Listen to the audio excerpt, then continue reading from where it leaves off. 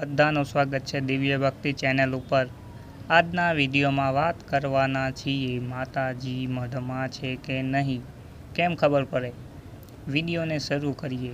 જાણકારી આપું, માતાજી મંદિરમાં બેઠા છે કે નહીં તે જાણવા માટે મઢમાં જઈને જે માતાજી હોય મઢમાં તેનું માનતા લેવાની। જે માનતા તમે માનો છો તે પૂરી થાય તો સમજી જવાનું કે મઢમાં માતાજી છે।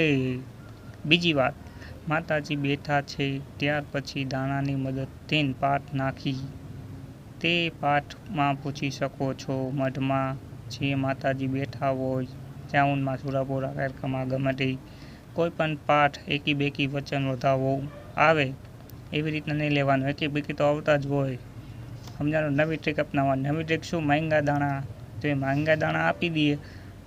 ધારો કે માંગા દાણામાં એમ કહેવાનું 1.5 આપો, 18 આપો, 36 આપો, 42 આપો, એવી રીતના કહેવાનું। એમ જો માંગા દાણા મઢમાં બે પાકું થઈ જાય તો સમજી લેવાનું કે માતાજી મઢમાં બેઠા છે। તો સમજાણું તમને। પછી હજી એક રીત છે, તમારે ત્યાં માંડવો હોય, ધારો કે તમારે ત્યાં ભૂવા થતા હોય કે ભૂવા થઈ ગયા હોય કે માંડવો થવાનો હોય, અહીંયા બધા ધૂણતા હોય તો તમારા જે ત્યાંના ભૂવા હોય પોતાના એને પૂછી લેવાનું। સાચા ભૂવા હોય એને, રતિંગ નહીં, ડિંગલ કરે એને નહીં, તો સાચા ભૂવા હોય એને કહેવાનું કે માં તું મઢમાં બેઠી છો કે નહીં, જો બેઠી હોય તો મને આ પ્રમાણ દે, મને માંગ્યા દાણા દે, મને કાંઈ નિશાના કાંઈક ને કાંઈક દે, એમ કહેવાનું। કહેવાનું મનમાં કાંઈક જાણેલું છે એ તું મને દેખાડ, આટલા દિવસોમાં આટલે કકડાટ કરી, જો એ કકડાટ કરીને ધોણીને માંગ્યા દાણા આપી દઈએ કે હા હું તો આવી રીતના દઈ દઉં દાણા, તો એ દાણા દઈ દઈએ આપણે જે માંગી દાણા થઈ જાય તો સમજી લેવાનું કે આ સાચું છે મઢમાં। ચોથી રીત શું છે? બહાર જઈને જોવડાવવાનું। બહાર જઈને જોવડાવવાનું એ રીત છે।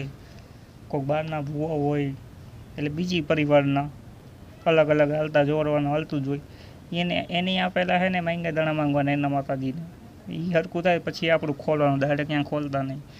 એટલે તમને કાંઈક સમજાણું હોય છે હું બાપુ હું બોલું છું, તમને સમજાણું હોય તો ચેનલને લાઇક શેર અને સબસ્ક્રાઈબ કરી લ્યો।